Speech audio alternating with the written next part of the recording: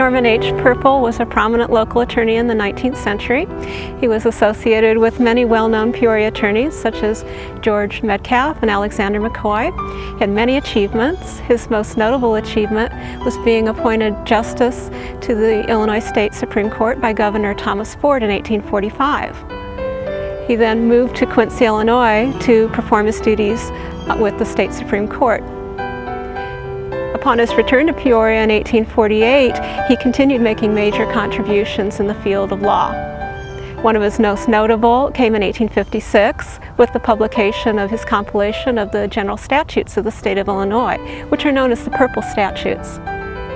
In the years that followed, he frequently traveled to Chicago to attend sessions of the U.S. Circuit Court, and in fact he died at the Sherman House in Chicago August 9, 1863.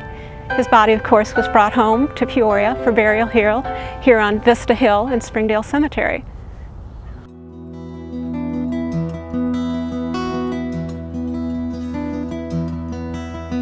In the family plot, the judge, his wife, Anna Liza, and 3 of their 6 children and 1 grandson are buried here. The markers themselves are highly unusual. As you notice with the tombstone marking the graves of the judge and his wife, they're raised above the grave level off of the ground.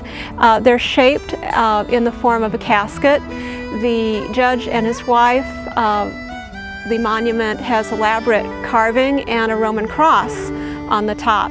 It's also composed of the mineral or sandstone, and that's somewhat unusual.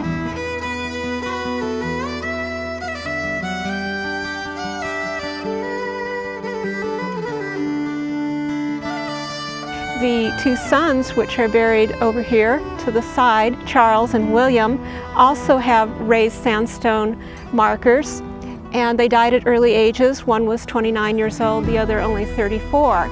The carving, though, is not the same as on their parents' marker.